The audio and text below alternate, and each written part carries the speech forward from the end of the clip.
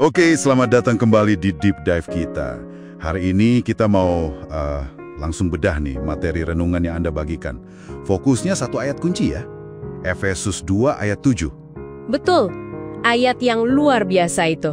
Dan pertanyaan besarnya yang muncul dari catatan Anda itu gini, sebenarnya kita ini diselamatkan buat apa sih? Nah, itu dia, pertanyaan fundamental. Ya kan, dan salah satu gagasan utamanya itu, kita ini dimaksudkan jadi semacam pameran anugerah Tuhan. Kedengarannya agak unik ya. Mari kita coba gali lebih dalam artinya buat Anda. Unik tapi mendalam. Dan yang menarik dari Efesus 2 ayat 7 ini, tujuannya itu jangka panjang. Allah mau menunjukkan kekayaan kasih karunia-Nya yang melimpah-limpah itu nanti, di masa depan, lewat kita. Oke, di masa depan. Tapi seperti yang ditekankan di materi Anda, hidup kita yang sekarang ini loh, udah jadi bagian dari pameran itu. Oh, jadi bukan cuma nanti ya, sekarang juga. Iya, sekarang juga ya. Dan ini bukan sekedar buat dilihat manusia loh. Materi Anda kan mengisyaratkan kalau kisah transformasi kita ini punya dampak kosmis. Jadi tontonan juga buat kekuatan-kekuatan roh gitu. Wah, itu pemikiran yang cukup bikin merinding ya.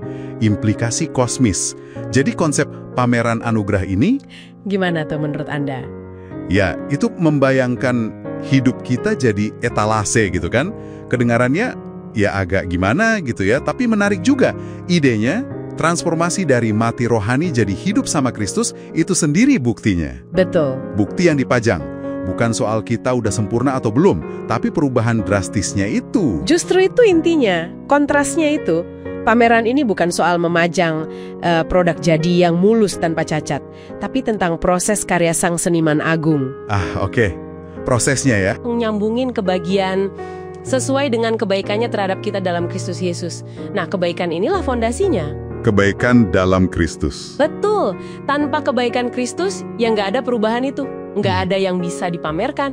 Jadi fokusnya bukan hebatnya kita, tapi luar biasanya kebaikan Dia yang mengubah kita. Nah, ngomongin soal sumber daya untuk perubahan ini, materi Anda kan menyoroti frasa kekayaan kasih karunia-Nya yang melimpah-limpah. Itu kedengarannya dahsyat banget ya, kayak nggak ada habisnya gitu. Iya, kayak samudra. Tapi jujur deh, sehari-hari kadang rasanya nggak gitu ya. Mungkin Anda juga pernah ngerasa kehabisan anugerah gitu, apalagi pas gagal lagi atau pas tantangannya berat banget. Gimana materi Anda merespon rasa kurang ini? Pertanyaan bagus itu.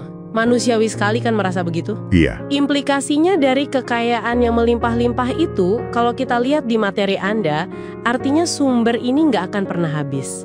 Cukup buat semua penyesalan masa lalu, cukup buat semua kekhawatiran masa depan. Jadi kalau kita merasa kurang, nah itu bukan karena sumbernya kering, tapi mungkin kitanya yang lupa atau ragu buat ngimba dari situ. Kayak berdiri di pinggir laut tapi cuma bawa cangkir teh kecil gitu. Iya juga ya. Materi Anda itu mendorong kita buat sadar dan aktif bersandar pada kelimpahan ini tiap hari. Jangan hidup seolah-olah kita cuma dapat jatah terbatas. Oke, jadi dari menjadi pememeran, terus menyadari sumber daya yang tak terbatas ini, akhirnya perspektif dari renungan malam Anda itu membawa kita ke fokus utamanya ya? Betul, ke intinya. Inti dari semua ini, kisah hidup kita ini, ujung-ujungnya bukan tentang kita. Tapi tentang apa dong? Tentang kebaikan Tuhan yang dinyatakan lewat Yesus Kristus. Kalimat kunci itu lagi kan? Sesuai dengan kebaikannya terhadap kita dalam Kristus Yesus. Itu benang merahnya. Muncul lagi ya? Iya. Dan disitulah pentingnya refleksi harian yang disarankan materi Anda. Mencari jejak-jejak spesifik kebaikan Tuhan di hari yang baru lewat. Contohnya seperti apa tuh? Ya bisa apa aja, mungkin doa yang rasanya dijawab, kekuatan pas lagi lemah banget, momen pengampunan, atau sekedar lihat langit bagus gitu, hal-hal kecil. Setiap detail kecil itu, menurut materi Anda, nunjuk balik ke sumbernya, kebaikan Allah dalam Kristus. Inilah yang bikin hidup kita dengan segala naik turunnya, jadi narasi berjalan tentang anugerahnya, pameran yang hidup. Jadi kalau kita rangkum sedikit ya, deep dive kita kali ini, dari materi Anda. Kita diselamatkan itu mengapa? Ya untuk jadi pameran hidup anugerah Tuhan. Betul. Terus anugerah itu sifatnya apa? Kekayaan yang melimpah ruah tak terbatas. Iya. Dan kisah hidup kita ini pada akhirnya untuk siapa? Untuk menunjukkan kebaikan Tuhan. Semuanya balik ke Efesus 2 ayat 7 itu. Pas sekali rangkumannya. Nah, sebagai penutup, mungkin ada satu pemikiran buat Anda renungkan. Ini terinspirasi dari ide kisah hidup dan bab di doa penutup materi Anda. Oke, apa tuh? Gini, kalau hidup Anda ini ibarat cerita yang sedang ditulis untuk memamerkan anugerahnya, jejak spesifik apa dari kebaikannya yang bisa Anda lihat di bab hari ini? Dan gimana kesadaran akan jejak itu, mungkin tanpa perlu banyak kata, bisa jadi kesaksian buat orang lain di sekitar Anda. Pertanyaan yang bagus untuk direnungkan. Jejak spesifik hari ini ya. Oke.